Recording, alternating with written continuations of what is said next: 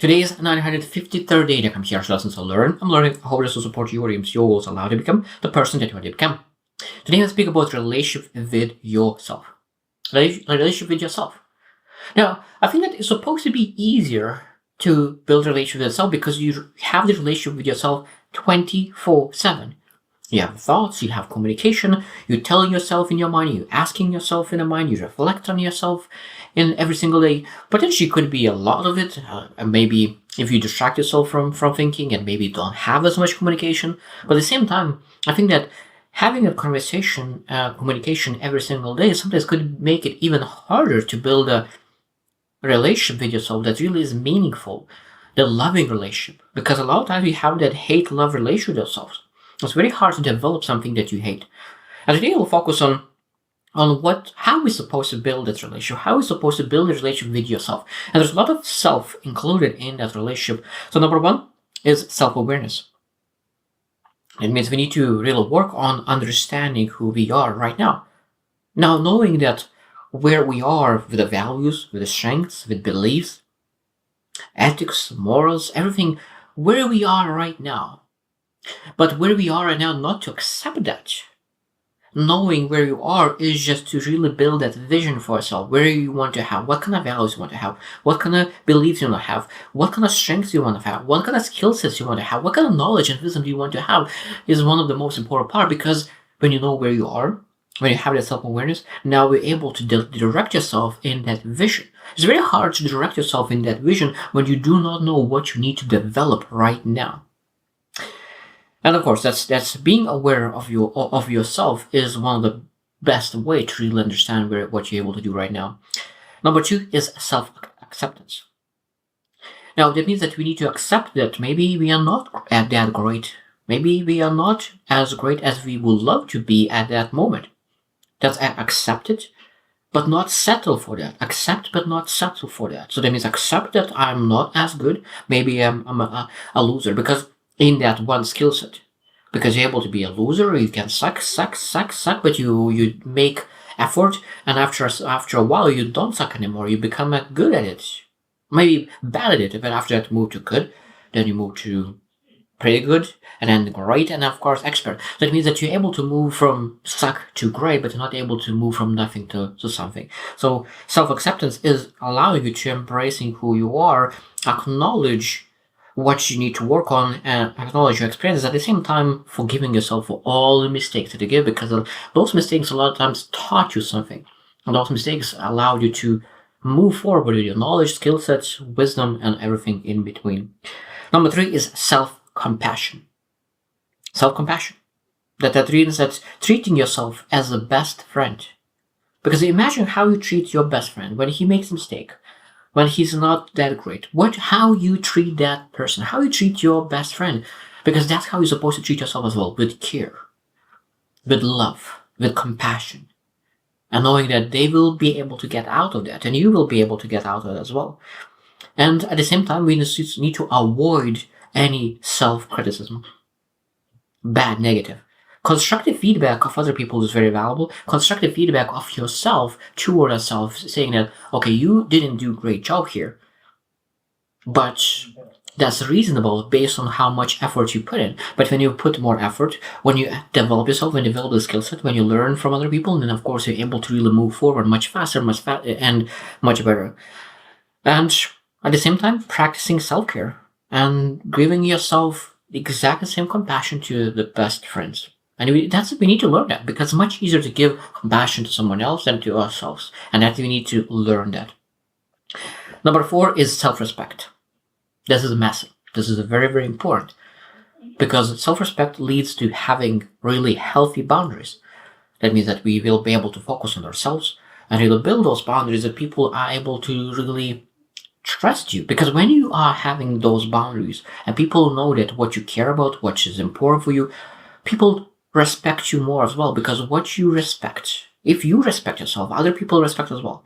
Some people might not respect you, but that's okay. That means that you need to walk away from those people. But people who really you care about, they need to respect you as well. But they will follow your example. Because you lead by example. If you respect yourself, they will respect you as well. Of course, some other people even though that you don't respect yourself, they will respect. But that's like the best kind of people. Number two, second thing that about self-respect is value your time and energy and really well-being. That means that you're not willing to give up your time, energy, and well-being for other people who do not deserve your time.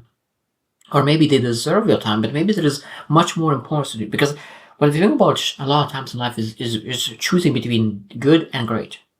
It's very easy to distract it, to say no to terrible, bad things. But it's very hard sometimes to say yes to between good and great, or a little bit better and good. So really being able to understand yourself, respect yourself, you're able to really choose the greatest thing for yourself. And again, the most important part of self-respect is choosing and making decisions based on your values and beliefs rather on other like maybe external validation. Because there's a massive difference between values, beliefs that you have for yourself and for your life, rather than doing something that make decisions based on external validation. Number 5 is self-growth. Self-growth is very, very important, because I think that in life is always about growth. Being content where you are, but always improving, always getting better, never stopping, because that growth is one of that progress makes, at least me, like massively content in life, massively fulfilled. And it gives me a joy, bliss, understanding more than I used to be, being able to go faster, stronger, have more wisdom. It makes me fulfilled in it. Maybe there's other people who do not want it, but I truly believe that the growth is one of the things that every single person wants to see the growth in some way. In every single person, maybe a different skill set, different knowledge, maybe other areas. But like, what are the areas that you want to grow, that you want to improve, that you feel that bliss and joy of that growth? And the same that I think that growth is one of the things that when we're growing, we always need to be open to new experiences, new opportunities to really expand ourselves. Because a lot of times we don't pursue a goal because we do not know about it yet. So when you go outside, try new things, explore, I think that I never thought that I will enjoy this so much. Oh, I never thought that I will hate this stuff so much. And of course, you're able to adjust and pivot and shift things about what you do in life just to align with new things. Number 6 is self-empowerment. Empowerment is very important. Empower yourself to do the things. Give yourself energy. Give yourself power. Because we are encouraging other people, empowering others, giving ourselves people power. But we need to take our own responsibility of empowering and making decisions that could allow us to give more energy in our actions and really execute on our goals. And of course, at the same time, we need to believe in our ability to really create a new life and create new circumstances that could allow us to achieve great things. And we need to empower ourselves to do that.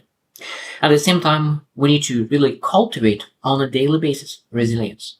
That means that it doesn't matter what's going on in your life right now, be able to cultivate that resilience and be able to be intentional of, in a good day, we're able to choose to develop the resilience. So what you're able to do on a daily basis that you hate doing it, but you're doing because you know that how important it is to build resilience. Because during great days, a lot of times people destroy their resilience because what you do not use gets smaller. So like, you don't use muscle, it gets smaller.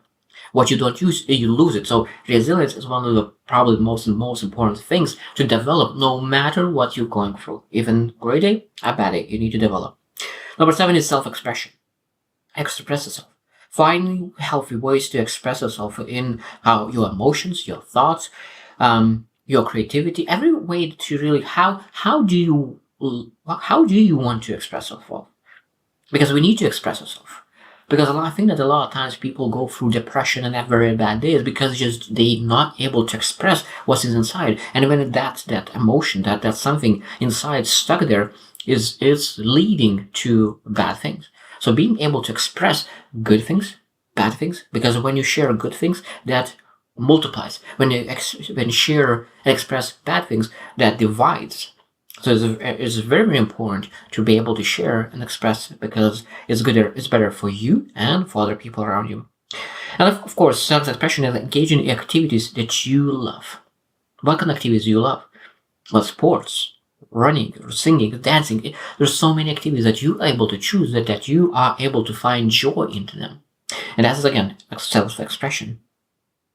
And probably the most important part as well, that really communicate your needs, desires, and express what you need. Because people are not able to meet your expectations if you do not share what you expect from other people. And that is one of the most important parts when you think about self-expression. Number 8 is self-care. Self-care. And this is probably easy. That means self-care, we need to take care of our bodies, physical body. That means exercise, eat well, sleep well. We need to take care of our emotional well-being. We need to take care of our spiritual well-being and mental well-being, because all those 4 things are very important to understand. I always used to believe that mental and emotional is very, very similar, but they are so different. I was very, very emotionally strong, but I was very weak emotionally. I was very strong mentally, but I was very weak emotionally. And I think that we need to develop all 4: physical strength, emotional strength, mental strength, and spiritual health to really perform at your best. And probably we'll speak another day on all those strengths, because those are very, very important strengths to develop over a lifetime, just to make sure that you're able to take care of yourself as self-care. And at the same time, we need to really find the things that really energize us. What kind of activities energize us? Because I think that people break or burn out because they do not do activities that they elevate the energy. Because burnout, where it's coming from? When you do things without having any energy, and you burn everything out, when you do that so long enough, but when you have that energy, things that you energize you, and you're able to build your energy up, it's almost impossible to burn out because you always have the energy to share, to spare.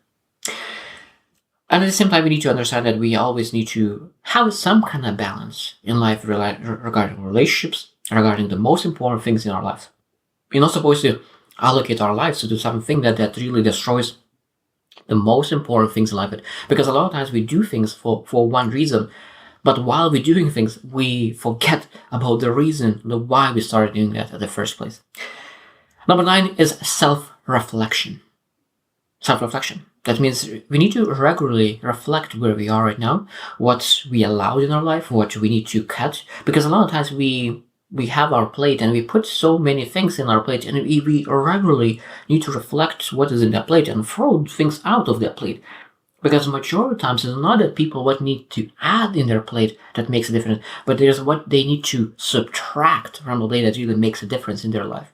Now, of course, I think that 90% of people need to subtract. Only like 10% of people need to add something in their schedule, in their plate. And that is a part of really understanding that self-reflection. And there's a lot of different ways is how to self-reflect. Like journaling, we're able to really journal, meditate, being able to control our mind, be present, be mindful. And again, that's something that self-reflection is one of the most important tools to develop and grow yourself, because without self-reflection, you're not able to really get the lesson out of the mistake. So every single mistake that you made is able to give you a lesson, then you reflect on that. And last one is self-love. Self-love. That means that when you love somebody, you nurture it. When you love somebody, you nurture it. So when you love yourself, you nurture yourself as well. So if you see that you do not take care of yourself, that most times shows that you do not love yourself enough. Because when you love someone, you will do your best to give your best to that person. You potentially like that person, you can potentially like yourself, you can potentially hate yourself. And when you hate yourself, what do you first thing to do? You eat too much, you drink too much, you don't take care of your emotional, mental being, you don't physical being, not spiritual being. And that means when you have all those things, I think it's very 4 important parts. I think you need to develop one thing at a time and choose one that you're able to develop and show that I want to love myself. Maybe I don't love myself yet, but while I will develop myself, I will start to see and will reflect myself. I'll be more aware of myself. Because when I start to see my strengths, when I start to see how I'm able to do the things that I say to do, you start to like yourself. And after liking, it's of course just a matter of time when you start loving yourself. But you need to do dates with yourself. You need to understand yourself.